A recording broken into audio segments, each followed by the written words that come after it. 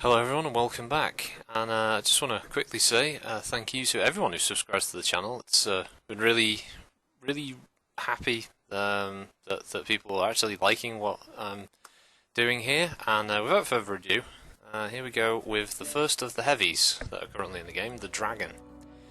Any of you know the lore? This is a primarily Kuritan mech, hence the name I guess. It's kind of an oddball for a heavy because at 60 ton it's actually quite poorly armed, but its emphasis is on speed, which is great for those players who prefer their mobility over sheer firepower. And yeah, the dragon's good for this. Basic loadout is 2 medium lasers, LRM-10 in the nose, or the snout, and a little AC-5. So it's not going to be punching a hell of a lot of damage out there. I mean, on an alpha it's only doing roughly, what, 25 at best? It's not a lot. But, as I said, that mobility really comes into its own. And from a design perspective, I think it's one of the most unique mechs visually in the game. You've got that long nose sort of sticking out the front from the cockpit. You can also see my monkey bobblehead. I keep forgetting where I put that in. Turns out I had it in the dragon all this time. It's one of the earlier mechs to be added to the game. I believe this was the 5th. I think that's right. I think it was the 5th mech added. It was the second heavy, and it was well received at the time, but has since kind of fallen out of favour with the player base. You don't see many dragons on the field in the game. You see a couple of the heroes like the Fang and the Flame, which I don't own, but yeah, the standard builds not so often.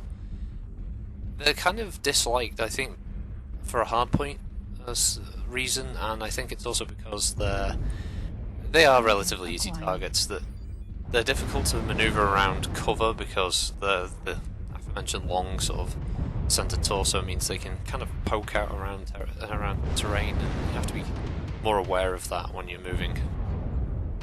But if you can adjust to those kind of changes, the mech can be very useful. It's because of its speed you're able to quickly get to other locations on the map, and you can rapidly provide support fire.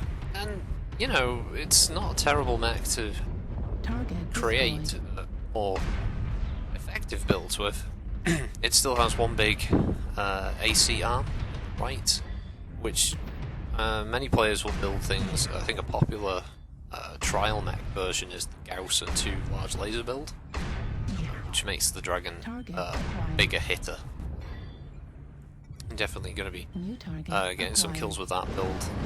You can focus on streaks, you can put quite a few lasers. I think before I switched this back to its original setup, I had this with 4 medium lasers, AC-10, and might have been an LRM-5, something like that.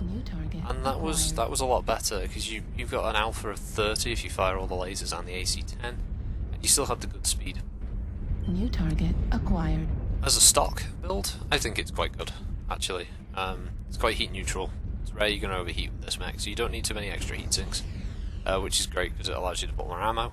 I haven't done it, but you could probably jump the LRM-10 up to an Artemis. Hell, you could probably stick Pharaoh on this thing. I just want to give props to that Timberwolf colour scheme is actually really nice. I quite like that. It does. I think it lacks some armour as a stock. Obviously, I run stock loadouts, but I don't run stock armour for obvious reasons. Is that I'd be dead within 30 seconds of the match starting. But I think as a basic tabletop loadout, it doesn't have the most armour out there, which can cause it a few issues. Its right arm, the AC one, is a little low down, so you have to be aware of that.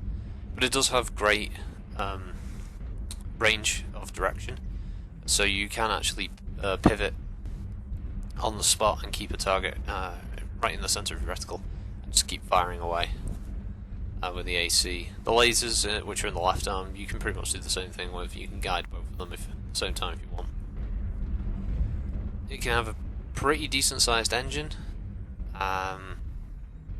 XL is not a bad idea with this mech. the mobility is more preferable.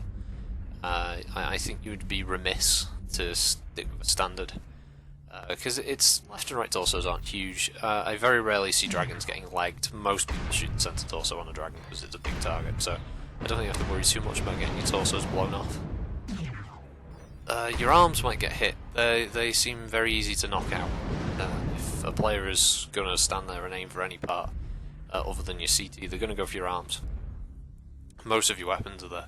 If they take out your right arm, they've pretty much taken out the biggest damage-dealing device you've got on your mech anyway. So always be aware of your right arm's condition and your ammo locations as well, because you could very easily get an ammo explosion if you have got ammo in the arms, which will just take the whole thing off anyway. I think this has got a pretty decent torso twist as well. Unfortunately, in this round, I don't do particularly well. I don't even think I break 200 damage, which I apologise for.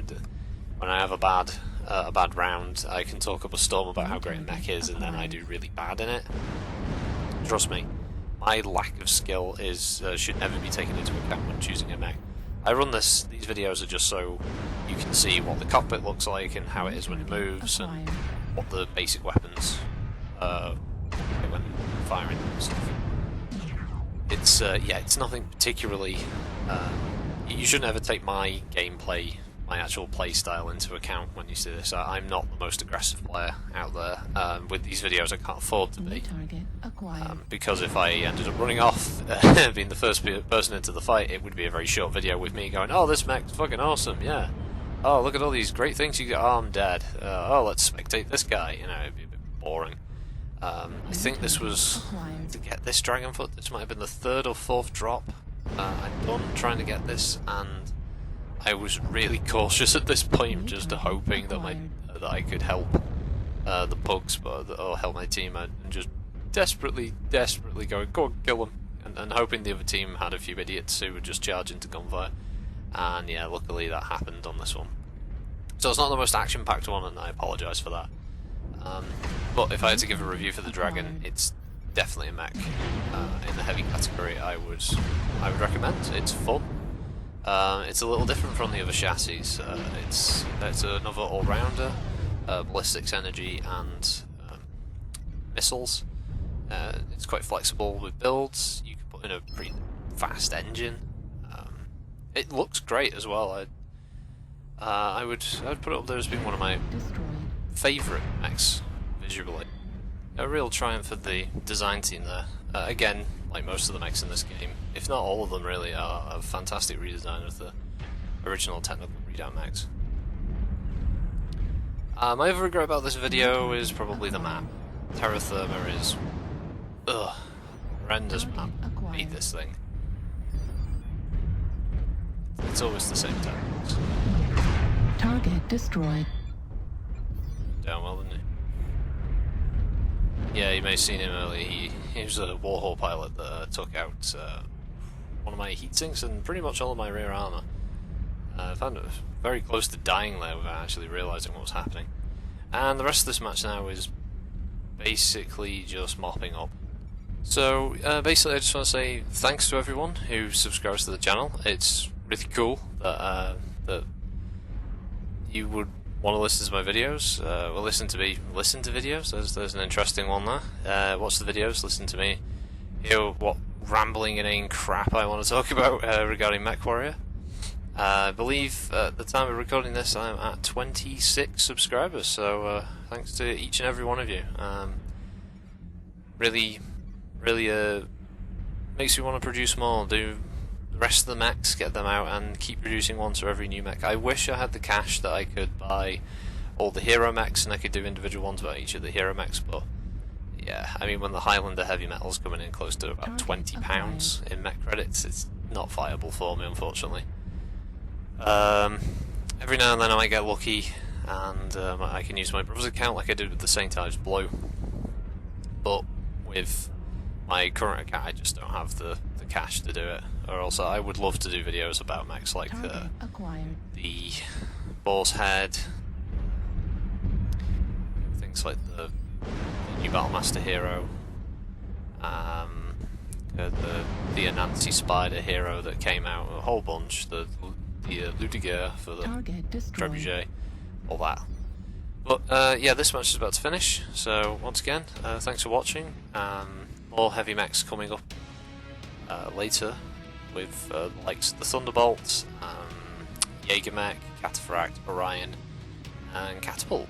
Oh, and the Quick Draw. It should be by wait till the next video will be the Quick Draw. So thanks for watching. Have a good week, everyone.